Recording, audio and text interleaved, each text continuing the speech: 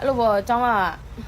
ကပြမယ်နော်ကျောင်းကဆက်တက်ဆက်ကျောင်းကလည်းတက်လို့မရတော့လေတက်လို့မရဘူးဟိုပထမတော့ထားမယ်တကယ်တက်ပြီးလုံးဝယူနီဖောင်းတွေပါအစင်းသေးဖြစ်ကမှမတက်ရဘူးဆိုတော့လည်းမတက်ရဘူးပေါ့ဟဲ့သိရမလားကိုကသူတို့မျက်နှာနဲ့သူတို့ကြည်စားနေရတာဆိုတော့လေကိုမကိုဖုန်းကြောင်းမှနေရအကောင်ကိုမဖုန်းကြီးတောင်းထားပေးတာအဲ့တော့ကိုကသိရမလားကိုမိဘမှာကိုမိဘဆိုပြီးပြန်လာမှားသွားတယ်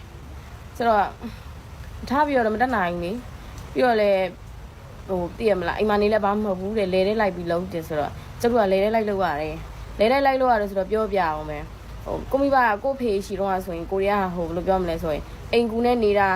ပြီးကိုရီယိုထိန်းတဲ့ကလေးတင်းကတက်အဲ့လိုထားတာဆိုတဲ့အခါကျတော့ဘယ်လိုပြောရမလဲအဲ့တော့ဆန်ဆိုရင်တော့မှထမင်းနဲ့ဆန်နဲ့တော့တည်တယ်ဆန်ကိုချက်လိုက်ရင်ထမင်းဖြစ်တာတည်တယ်ဒါပေမဲ့အဲ့ဆန်ကစဘာဖြစ်တယ်ဆိုတော့မသိဘူးစဘာကမဖြစ်တာတော့မသိဘူးဆိုရင်တော့တွက်ကြည့်လိုက်တော့ပြိုးလေရောတည်လားဆိုတော့မသိဘူးလေ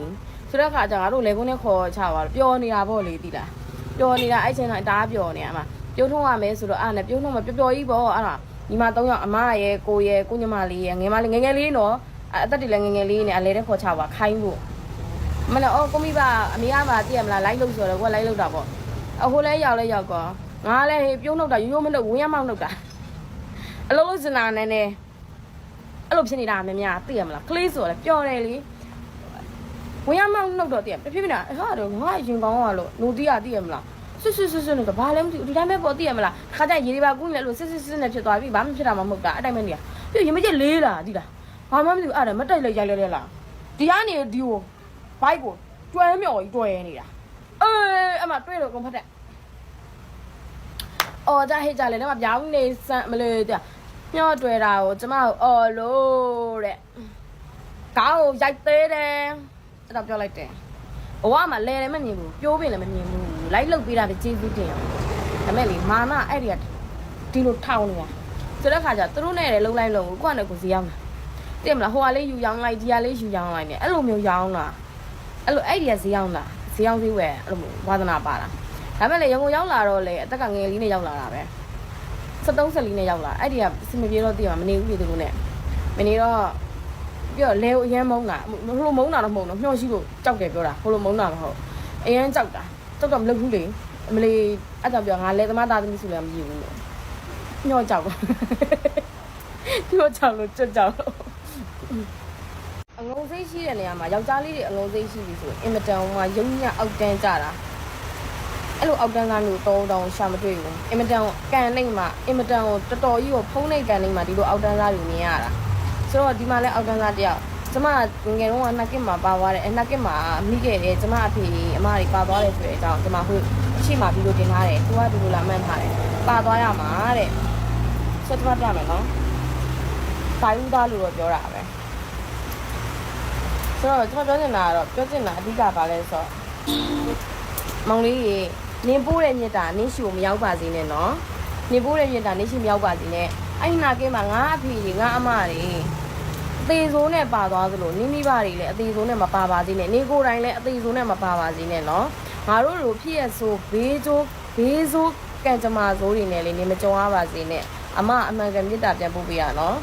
သိလားငါတို့လိုဟိုတည်မလားဖခင်မဲဘောကတည်မလားနေ့ရှိမှလက်ရှိဖေရောမေရောမရှိတော့ဘူးဆိုရင်တော့နေမွေးလာတဲ့သားလေးတွေသမီးလေးတွေအချိန်ကြရင်နေကိုယ်တိုင်သိရမလားစောစောစီးစီးသူတို့တွေလည်းမခွဲခွာပါစေနဲ့ခြေအုပ်မကွာနေကိုယ်တိုင်ဟိုဘယ်လိုပြောမလဲတက်ရှည်လူတက်တန်းအပြည့်ပြုစုစောင့်ရှောက်နိုင်ပါစေလက်ရှိနင်းအဖေနဲ့နင်းအမေနဲ့နင်းအမကြီးနဲ့နေရှိနေခဲ့တယ်ဆိုရင်လေဟိုတက်ရှည်ကျမ်းမာစွာနဲ့နေတို့လူတက်တန်းစီနေနိုင်ပါစေငါတို့လိုဘေးဆိုးကျမဆိုးကံကျမဆိုးတွေဒီတဘာဝဘေးဆိုးတွေနဲ့မတွေ့ငါတို့ကြုံတွေ့ခဲ့တယ်လို့နေမကြုံတွေ့ပါစေနဲ့နော်အမှုဆိုနေရဲ့ဟိုစေတနာနေကိုအကျိုးမပေးပါစေနဲ့ဘာလို့ဆိုနေရဲ့စေတနာအရန်ကိုအောက်တန်းကြတယ်အင်မတန်မှာရှုံညံ့တယ်နေရင်နေ့အချိန်လူကြီးတယောက်နေနဲ့ငါ့ကိုတွေ့နေရတယ်ဆိုပေမဲ့အဲ့ဒီအချိန်တော့ငါ9နှစ်သမီးပဲရှိသေးတယ်ကြားလားပြင်နာလေးရဲ့ဆိုတော့အဲ့ချိန်တော့အားလုံးမလေးသမင်းနေငက်တိလားကဲစေကြီးတွေမလားမစင်ငါတို့မှဒုက္ခတွေရောက်အဲ့ဒီဘဝကိုနင်မရောက်ပါစေနဲ့တိလားနော်နင်မရောက်ပါစေနဲ့နိမိသားစုလည်းမရောက်ပါစေနဲ့အဲ့ဒီဘဝမျိုးနင်လည်းမရောက်ပါစေနဲ့အခု ငင်းငင်းနေရေကြီးတာကြီးလည်းထပ်ဖြစ်နေသေးတယ်ဒီလားအဲ့ဒီထဲမှာလည်းတကယ်လို့မင်းငင်းလှုပ်လို့မြေပြိုတဲ့ထဲမှာပါသွားမယ်ဆိုရင်တော့နေမပါသွားပါစေနဲ့နေလည်းမပါပါစေနဲ့နေအမေလည်းမပါပါစေနဲ့နေအဖေလည်းမပါပါစေနဲ့ရေကြီးလို့ရေမြုပ်ခဲ့တယ်ဆိုရင်လည်းနေတို့တွေမပါသွားပါစေနဲ့အမကမြစ်တာအမှန်ကန်ပြန်ပို့ပေးတယ်နော်ဟိုရမျိုးငါးသားဘေးရန်တရတွေကနေပြီးတော့ကျင်းလို့ပါစေလေးစားပါတယ်တဲ့အဲ့ရွယ်နဲ့အဲ့လိုလေးတွေးနိုင်တဲ့စိတ်ကိုတကယ်လေးစားပါတယ်တဲ့ပို့ပြီးချစ်မိပါတယ်ဆိုတော့ကျေးဇူးတင်ပါတယ်ရှင်အမှန်ပြောရင်အမေကိုစိတ်မကြည်တာဆိုရင်တော့ဒီနှာကိဖြစ်ပြီးနောက်ပိုင်းအမေနောက်အိမ်နောက်ပြုတ်ပြီးတဲ့အချိန်မှာတော့အမေကိုမကျင်တတ်တာလေးတော့ရှိတယ်အမှန်ဆိုအမေကအဲ့မတိုင်ခင်မှာဆိုရင်တကယ်ကိုလေအမေကကိုယ့်အရှိမမမဲရက်တည်ခဲ့တာအခုလည်းရက်တည်ပါတယ်ဒါပေမဲ့ငိုတော့ကလည်းသူ့မှာနည်းနည်းလိုအပ်တာလေးတော့ရှိတာပေါ့လေဟိုမိခင်တိုင်းတော့အရင်ပြည့်စုံနေတာမျိုးတော့လည်းမဟုတ်ဘူးပေါ့ဒါပေမဲ့အရာအလုံးနဲ့ရှင်နေဆိုရင်တော့ကိုမိပါအတော်ဆုံးပါပဲလေဒါနဲ့ပဲဖားရမယ်ဒီကတော့ကျင်အဲ့ဒါနဲ့မနေညာပြီးဟိုကဖြစ်တာဆိုတော့ပြောနေတာအဲ့နှောက်ခေဖြစ်တော့အားကြတော့လေပြမယ်သိလားကျမအမေကစပင်းအရှိကြီးဆိုတဲ့ခါကျအဲ့တော့ကျမအုံးမြင်ပေါ်မှာပါအမေကလေမောင်လေးနဲ့ညီမလေးနဲ့တူနှစ်ယောက်နဲ့ဘလို့ကဲလဲသိလားသူ့စပင်းကဖားလာချပြီးတော့အဲ့ဒီကလေးတွေကိုလက်မှာစပင်းနဲ့ချီပြီးတော့သူကအုံးကိုဖတ်ထားဖတ်ပြီးတော့အဲ့လိုကဲခဲ့တာကလေးလေးရောက်တယ်ကျမကတော့ရောဘာဒီပြင်မဲ့တစ်ခါတည်းခုန်ထွက်သွားကျမကိုကဲတယ်ရေစကြည့်ပြီဆိုရဲကဒေါ်စေးဝါဆိုတာလှစင်လုံးမှာရှိတယ်ဒေါ်စေးဝါရဲ့ယောက်ျားရဲ့နာမည်ကိုကျမမေ့သွားတယ်မင်းတို့ကျမတို့အသက်ရှင်နေဆိုတာအဲ့ဦးလေးကြောင့်လည်းပါတယ်ဘာလို့ဆိုကျမတို့တွာလုံးမှာသူတို့အိမ်မရှိတော့တာအကုန်ပြိုကုန်ပြီဆိုတဲ့အခါကျသူတို့အိမ်မှာကလေးတွေအကုန်လုံးစုထားတာဒါပေမဲ့သူတို့အိမ်ကြီးရတယ်နောက်ဆုံးပြိုလာတယ်အခါကျတော့သူတို့ရဲ့စပားစီကြီးရှိတယ်စပားစီကြီးတွေကိုသူကကလေးတွေကိုလှေနဲ့ပြောင်းပေးတာကလေးတို့အဲ့လိုလှေနဲ့ပြောင်းပေးတဲ့အချိန်မှာပဲသူကအဲ့ဒီအိမ်ပြိုတဲ့ထဲမှာတော့ပါသွားတာကျမတို့ကဲနေနေကိုပါသွားတာအဲ့ဦးလေးကြီးအမှန်ဆိုရင်အဲ့လှစင်ကုန်မှာရှိတယ်အဲ့ဒေါ်ဆေးဝါယောက်ျားအဲ့ဒီဦးလေးကြီးကကျမတို့တကယ်ကျေးဇူးရှိအသက်ပေးပြီးကဲခဲ့တာနော်အဲ့ဒီအချိန်မှာကျမအမေလည်းကျမဘေးနားမှာမရှိဘူးကျမညီမလေးရှိမယ်ဟုတ်တယ်ကျမညီမလေးနဲ့ကျမနဲ့နှစ်ယောက်ပြီးတော့တခြားကလေးတွေနဲ့ပေါ့နော်ဘာလို့ဆိုကျမတို့ကရွာမှာရွာထိတ်မှာရောရွာလဲမှာရောကျမတို့စီးပွားရေးလုပ်တာဆိုတော့အမေကအဲ့ဘက်ကိုသွားနေတာဆိုတော့ရေတကယ်လည်းကြီးတဲ့အချိန်မှာကျမတို့ရှိအမေရောက်မလာနိုင်ဘူးဆိုတော့မင်းတို့အဲ့ဦးလေးရလေကျမတို့ကဲနင်းကိုဆုံးသွားတာအိမ်ပြီးပြီးတော့အဲ့လိုပြီးသွားတော့လဲအဲ့လိုပြီးသွားလို့လည်းသိရမလားဟုတ်ဘယ်လိုပြောမလဲဆိုအဲ့လိုသူပြီးသွားတဲ့အချိန်ကျကျမတို့ကစီရဲကိုကလေးတွေအကုန်ရောက်သွားတယ်ဒါပေမဲ့သူတို့လင်မယားနှစ်ယောက်ကအဲ့သူလည်းအတူကျမတို့ကဲတဲ့လူ5ယောက်လောက်ရှိသေးတယ်ကျမအဲ့လူတော့မမှန်မိသိလည်းမသိတော့အဲ့ဒီမှာကျမတို့စီးရဲရောက်သွားပြီပေါ့နော်ရှာမရေရလည်းတော်တော်ကြီးတက်နေပြီအနည်းဆုံးမတက်ဘူးဆိုရေ18ပေတော့မတက်သေးဘူးသူတို့ကျမတို့ကဲနေတဲ့အချိန်မှာဆိုရေတက်တယ်ဆိုရင်တော့6ပေလောက်ရှိနေပြီတော့6ပေဆိုတက်ကြည့်လိုက်ရင်6ပေမရှိသေးဘူး5ပေလောက်ရှိနေပြီရေတက်တဲ့တအားလေခုနစပားစီတွေကိုရောက်သွားပြီတော့အဆက်ကပြောပြမယ်ဒါပေမဲ့အဲ့ရေတက်တဲ့အချိန်ကနေစပြီးပြန်ပြောပြမယ်ရေမိုးရွာတာတော့ဟိုမနက်ပိုင်းတွေက9နာရီ10နာရီလောက်တော့တအုံတိုင်းချနေညနေ4နာရီလောက်တည်းကအဲ့ဒီမတိုင်ခင်မှာထူးခြားတဲ့တခုပြောပြမယ်သိလားနက်ဖန်လို့နှာကိဖြစ်တော့မယ်ဆိုဒီလိုနေ့မှာဘာဖြစ်လဲဆိုရေကငါးဒီပုံးဝတ်တက်တာအဲ့တော့မသိဘူးဟေးလူပြလိုက်ကောက်လိုက်ပျော်နေကြတာနောက်နေ့ဆိုနှာကိဖြစ်တော့တာပ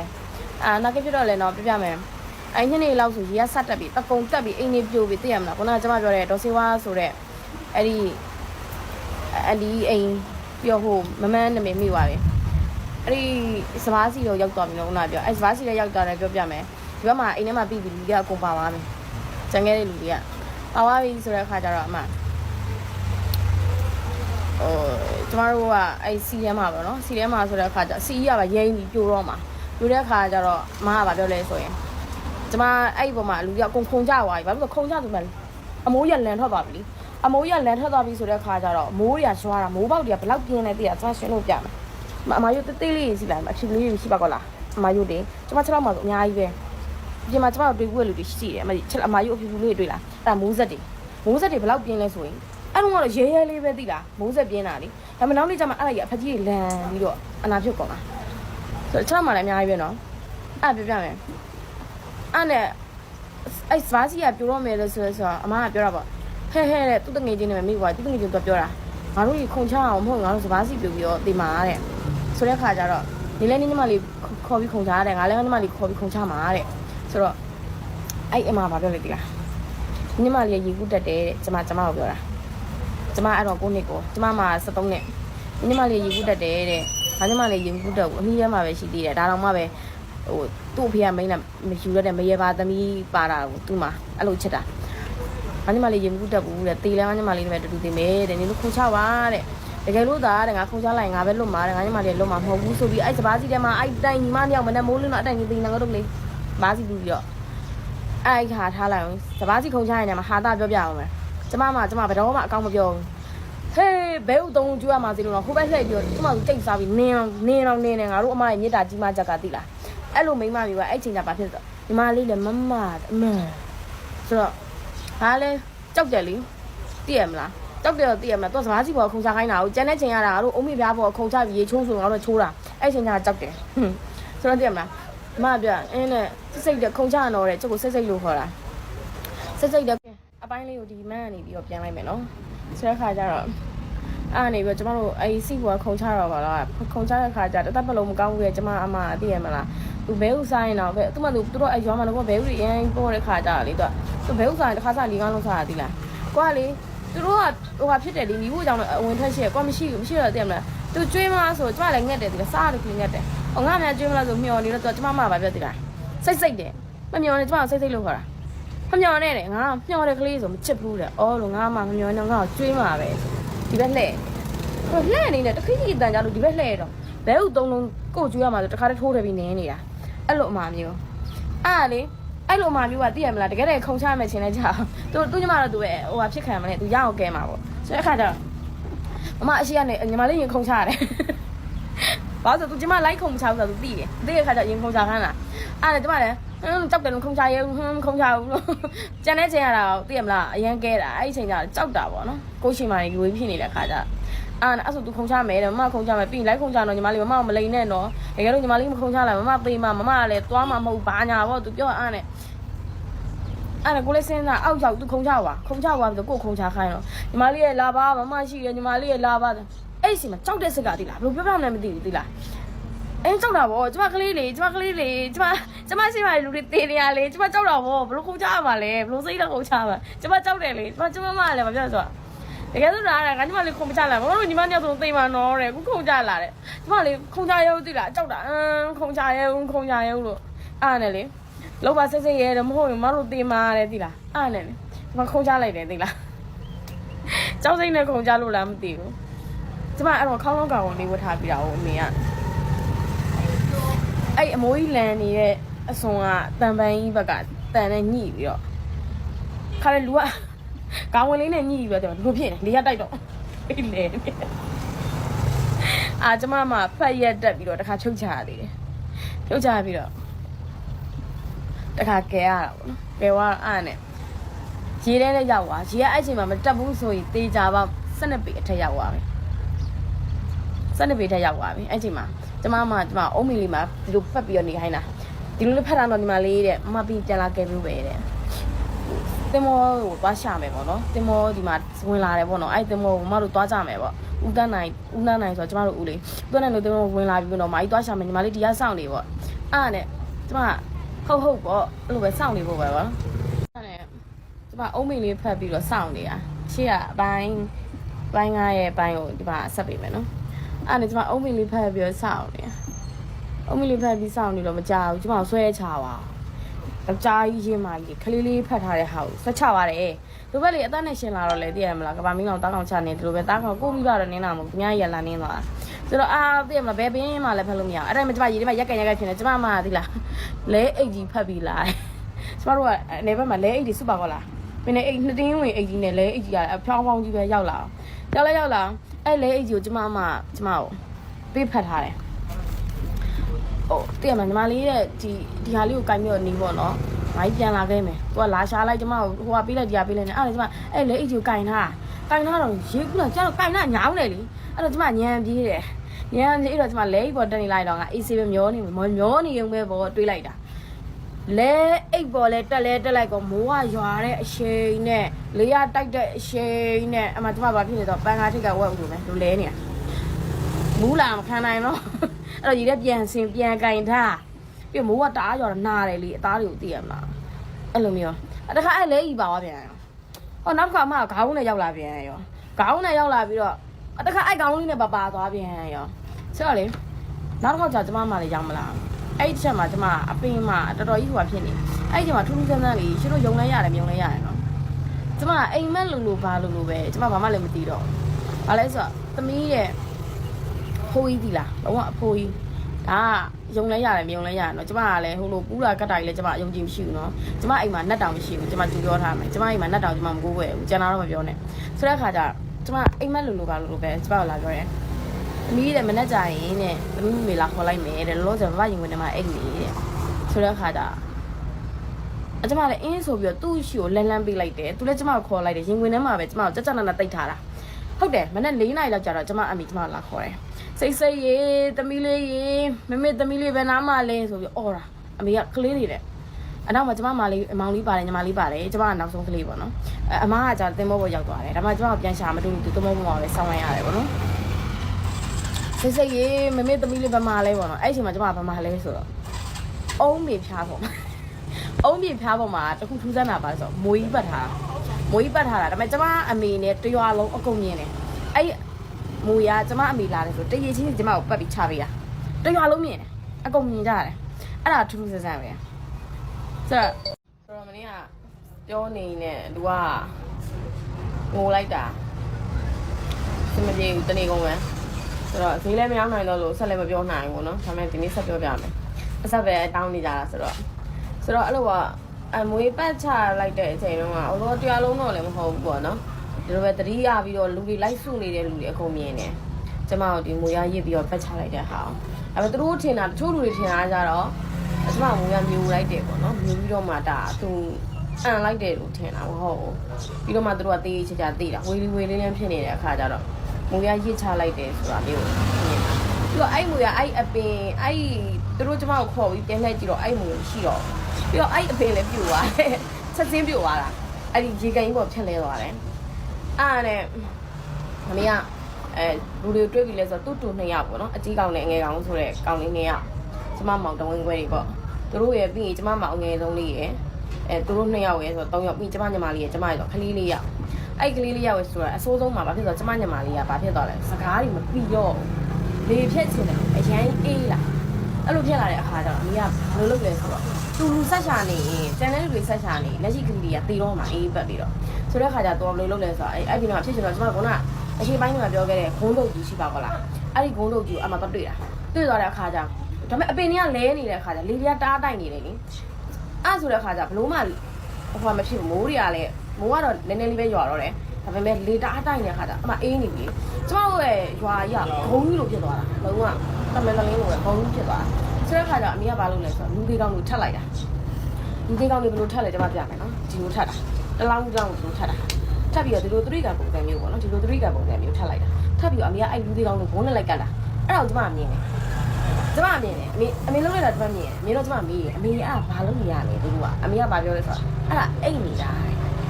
ာအော်အိတ်ညာဆိုတော့အိတ်ညာဘယ်လိုလဲမသိတော့ပြီးတော့အမေကအဲ့လို3ကန်ကြားထဲမှာအမေကဝင်ထိုင်ပြီးတော့ပေါင်းကားလိုက်တာနော်ပေါင်းကားပြီးသူကိုယ်တိုင်ဂုံးနေလူပြီးတော့အဲ့ကလေးတွေအကုန်လုံးကျမတို့ကအဲ့လိုမျိုးထားပေးတာပေါ့နော်မနက်မိုးလင်းတို့ထွက်တော့မှအဲ့လူသေးကောင်ကြားထဲနေကျမတို့ထွက်လူသေးကောင်တွေကိုကမကိုင်လဲကျမတို့ကအေးပတ်ပြီးသေးတော့မှာဆိုတော့ဒါပေမဲ့ကျမကလည်းအဲ့ဒါလူသေးကောင်မသိဘူးကျမကလေးလေ6နှစ်ပဲရှိသေးတယ်ကျမလူသေးကောင်မြင်မှုတိလည်းမသိဘူးလေဆိုတော့ခါကျသူတို့သိရလဲကျွန်တော်မသိဘူးဆိုတော့အဲ့မှာအဆိုးဆုံးကတော့လေဒီလားဒီတင်နေတဲ့လူတွေရှိရတယ်တဲ့လက်ရွက်တွေဖြတ်လက်တွေဖြတ်ပြီးတော့ဒီပစ္စည်းတွေယူရပြီးတော်တော်ဆိုးဆိုးပဲဒါလည်းမြန်မာတွေမြင်ရတာနော်တော့ပိုင်းရှင်းဆက်ပြောပြမယ်နော်3မိနစ်ပဲချိန်ရတော့မြန်လူပြောနေရဆိုတော့အဲ့မှာအဲ့လိုမျိုးဂုံးနေနဲ့အဲ့လိုမျိုးနေရတဲ့အခါမှာပေါ့နော်ကျမကကြဒီခြေစုံအပေါက်ဝါနာလေးမှာပဲနေလို့ရမယ်အဲ့ဆိုခလေး3ယောက်ဘယ်နှစ်ယောက်လဲကျမအောက်မှာခလေး3ယောက်ပြီမောင်လေး3ယောက်ပေါ့မောင်လေး3နဲ့ညီမလေး1ယောက်ဆိုတော့သူတို့ကကျမအမေရုံဝင်တော့အရင်ဆုံးဖိုးပေးပြီးတော့မှကျမဒီဘက်ဒိုင်းကာပုံစံမျိုးကျမနေရတာလေကျမအေးတာပေါ့ကျမကလေးဆိုပြီးမြင်ကျမတွေးလိုက်တယ်ဟာအကြာကြီးအိပ်ပြီးသွားပြီနည်းနည်းဖြစ်အမှန်တိုင်းပြောရင်တော့ကျမကဟိုအဖအဲ့လိုပေါ့နော်အဲ့အဖိုးကြီးခေါ်တဲ့ချိန်ကကျမတို့အနွေးထွေးလုံးပဲနှွေးတယ်ကျမအေးတန်လည်းသိမခံလိုက်ရတော့ကျမခံနိုင်ရှိတယ်ခံနိုင်ရှိတဲ့အခါကျဒါပေမဲ့ကျမအမေလည်းတဲ့ကိုပြန်ရောက်တော့ကျမအေးတယ်ကိုစခံရတာဆိုကျမခံနိုင်ရှိတယ်အဲ့တော့ကျမအဲ့ချင်းမှာကျမအတန်ကြီးကာနေတော့လူတွေဘာလုပ်လဲဆိုတော့ကျမမြင်ရတယ်ဝီလင်းပေါ့နော်ငကတ်တွေလိုက်ဖြုတ်တယ်လက်စွပ်တွေလိုက်ဖြုတ်တယ်အဲ့လိုပဲတိလားလိုက်နိုးတာမဟုတ်ဘူးလိုက်ဖြုတ်တာပစ္စည်းတွေလိုက်ဖြုတ်တာ လူတွေကတော့ဟဲတိလားဟင်းမြောင်တဲ့လူကပြောင်းနေရသိရမလားအဲ့လိုမျိုးလောက်သွားတဲ့လူကလည်းရှိသေးတယ်ဆိုတော့တော်တော်များကိကတော့တကယ်စိတ်ပြတ်ဖို့ကောင်းတာရှိတယ်အဲ့မရင်းလို့ကတော့ကျမတို့ရောမှာမဖြစ်ပါဘူး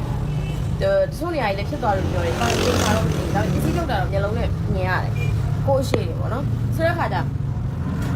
နောက်တစ်ခုကအဆိုးဆုံးကဘာလဲဆိုရင်အမနမိုးလင်းလာတဲ့ခါကျတော့ကျမငငယ်တစ်ခုတွေးပြီးရသေးလား။အုံးမိနိုင်မောကြည့်လိုက်။ဒီအုံးမိကြီးလားအကုန်ပြိုလဲဝိုင်းတိတ်ကောင်းပါပြီကျမတွေးတယ်ပေါ့။ကျမအုံးကြီးတောက်ချင်လို့ဒီတွေးလေးလည်းကျမအရင်တိုက်တာပေါ့။ကျမအများကြီးမျောလင်းခဲ့တာပေါ့။တကယ်ပြိုလဲသွားတော့ချိန်ကြတော့လေ။ဟိုကြီးကစုပ်ပြတ်တတ်သွားကျွန်တော်မစားကြတော့ဘူးရှင့်စားလို့လည်းမရတော့ဘူးဆိုတဲ့အခါကျတော့အဲ့မှာကျမတို့ရွာကကျတော့တောက်ရီကန်ကိုကျမတို့အမိပြုတ်ပြီးတော့တောက်ရီတောက်ရတာကိုတောက်သုံးရီရဆိုတော့မနေ့ကျရလေလေတဘာဝဘေးအနေနဲ့သူမဟုတ်တဲ့တိုင်ပဲတော့သိလားကြည်လင်းပြီးတော့လေသိလားစိမ့်ဆိုးနေတာပဲတောင်းရင်ရလေဆိုတဲ့အခါကျတော့ဘယ်လိုပြောရမလဲဆိုရင်ချောင်းထဲမှာလည်းအဲ့လိုပေါ့လောင်းနေရမျိုးပေါ့နော်ကုန်းပေါ်မှာလည်းခြေချပြရမရှိဘူးမိုးတန်နေရလဲပတ်ဝန်းကျင်မှာပြည့်နေရပဲမိုးတန်ကပတ်ဝန်းကျင်ကိုပြည့်နေရပဲကျ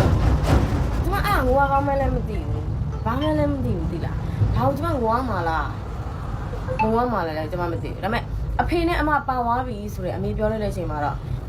နည်းနည်းလေးငိုလိုက်တယ်ဟင်းဘိန်းကြီးတော့ဥပါညာဒါပေမဲ့လေမမြင်ရအောင်မငိုတတ်ပြန်အမကလက်ရှိရှိတယ်အမမရှိတော့ပြန်ဆိုကြည့်လိုက်မယ်သိလားကျမဝမ်းနေရကောင်းမှလည်းမသိဘူးဆိုတော့ကြောင်နေရပေါ့နော်မနေ့ကတော့ကျမတို့ဘိုးကတော့ရှေ့ပေါ်များဆန်ပဲဒီလိုမြေကြီးပေါ်မှာရောက်သွားတာဆိုတော့လေကျမတို့ကလည်းကိုမျိုးသူတွေလည်းလာတွေ့နေတယ်မမရေးတဲ့ချက်လိုက်တာရှင်တဲ့ဒီမလေးတို့လည်းလိုင်းပုံးကရှင်နှာကိနေထားပေါ့လေအားလည်းလိုင်းနာငါလည်းလိုင်းပုံးပါဒါမှလိုင်းပုံးသူတော့မစစ်ဘူးဘာလို့ဆိုတော့မွေးတာမော်ကျွန်းမှာမွေးတယ်ကိုနှစ်သမီးထီကလွှတ်စင်ကုန်းမှာနေတယ်ပြီးတော့လိုင်းပုံးမှာ73နှစ်သမီးနေတယ်ကျန်တာရန်ကုန်မှာပြီးတော့တောက်လျှောက်ဆိုတော့ငါလိုင်းပုံးဆိုတော့မစစ်ဘူးဒါမဲ့ရေဆိုင်ကကြတော့လုံးဝလိုင်းမုံမှာပဲဘိုးဝဆယ်ဆယ်လိုင်းမုံတူတွေပေါ့လိုင်းမုံတူလိတ်ချောင်းသားတွေလိတ်ချောင်းတူတွေလက်ရှိလည်းလိုင်းမုံမှာပဲပေါ့နော်အမေအိမ်ကအမေအိမ်ပေါ့ငါအိမ်တော့မဟုတ်ဘူးဆိုတော့ဆက်ပြပြအဲ့နဲ့နမိုးလင်းတော့ဘယ်လိုပြပြမလဲဆိုရင်အဲ့လိုပေါ့အုံကြီးတွေလည်းသိရမလားဟိုလူတောက်ကြသိရမလားအုံမင်းပြပြမယ်နော်နှာကင်းဖြစ်တဲ့နေရာမှာလေဟိုနှာရင်းနှင်းလို့သေးတာတမျိုးဒီအဲ့ဒီအုံးမင်လှဲလိုက်လို့အဲ့အုံးဒီဝိုင်းလို့အုံးမင်ပြီးလို့သေရလူကတသက်ရှိသေးရဲ့ဆိုတော့လေကျမငငယ်လေးတည်းတရားရနေရလားမသိဘူးသိလားဘာလဲဆိုတော့ဟိုအဲ့လိုမျိုးလူရက်ပြီးစားတော့ရတော့ကျမစိတ်ဝင်လာအောင်ကျမငငယ်လေးနဲ့တော့စားတာတောက်တာဆိုကျမ professional တက်တာစားတာပဲကြိုက်တယ်ကိုမှစားစရာမရှိဘူးလာကျွေးရင်ပဲစားမယ်တော့တောင်းစားအောင်အဲ့အချင်းကဘယ်လိုလဲတော့မသိဘူးသိလားဆိုတဲ့အခါကျတော့ကျမတို့မှလည်းစားစရာမရှိဘူးနော်အဲ့ဒီအချိန်တွေမှာအဲ့စိန်မွေးအောင်လေကျမမှစားစရာရေးတော့မရှိဘူးအမေကလည်းဘိုက်ကပြင်ဆိုင်တော့ဘိုက်ကြီးကပွင့်နေတယ်ကလေး3ယောက်နဲ့အမေနဲ့အိုက်ပြီးအမကလည်းပြန်တွေ့ပြီဒါပေမဲ့ကျမအမဝတ်သားသွားတောက်ကြည့်တယ်အမေကဝတ်သားတွေပြုတ်တာအောင်ဝတ်သားသွားတောက်ကြည့်တယ်အဲ့တော့ကျမစားအဲ့ဒါလေကျမမစားနိုင်ဘူးဘာလို့လဲဆိုတော့ဒီတိုင်းပြုတ်ထားတာလေချက်ထားတာမဟုတ်တဲ့အတွက်အရသာမရှိတဲ့အတွက်ကျမမစားပြန်အမကပြောတယ်ဆိုတော့စိတ်ရဲတဲ့ဒီချိန်လေးမှာတော့စားလိုက်ပါညီမလေးရဲတဲ့နောက်ကျရင်အမကောက်ကောက်မို့ဟိုကရှာကျွေးမှာပေါ့ဘာညာပေါ့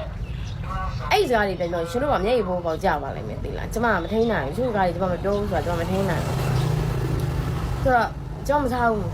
ဘူးထဲမှာထည့်ထားဆိုဘူးထဲမျက်စာလေးပဲပြောဘူးထဲမှာထည့်ထားပဲပြောလိုက်တာဟုတ်ဆိုဒီနေ့တနေ့ကသူများအသေးချာခုတ်ကျွေးနေရလေကွာဒီလိုနေ့မှကျမဒီလိုစားเสียရလားကျမမာနာပါနော်ဆိုတဲ့ခါကျကျမလူလိုလှမ်းကြည့်ရောလေအော်နဲ့အော်လိုက်ကြသိရမလားပြောင်းဆန်နေရပဲဘာလဲဆိုတောက်เสียရည်မရှိတောက်ရီကိုင်းနေမှလည်းအလောင်းနေနေကျွဲစီကောင်းနေတယ်ဆိုတဲ့ခါကျတော့ဒီအုံးမီနေလဲမယ်အုံးရီတွေပဲလူကြမယ်ဆိုဒါပဲရှိကြတာခါကြလူကြီးကအဲ့မှာအဲ့လောဘနဲ့တရားတက်တက်မကျမဒီတိုင်းကြည့်နေမတက်ရက်ပြီးတော့သွားလဲမလူချားကလေးလူတွေကျမမလူချားလူတွေလူတွေကျမမလူကျမမလူတာမဟုတ်ကျမကြည့်ပြီးတော့သူယွန်းနေတာဒီလားကိုကြည့်တော့စားစရာမရှိဘူးကျမဖြစ်နေတဲ့ပုံကကိုကြည့်တော့စားစရာမရှိဘူးသူများကြည့်ယွန်းနေစစ်ပြက်စရာကြီးပါညာပေါ့လူကြီးတော့9နှစ်ပဲရှိသေးတယ်ရှိလဲရှိရပါတယ်ဒါမဲ့လည်းကျမမငတ်ပါဘူးကျမလာကြွေးကြတယ်ကျမ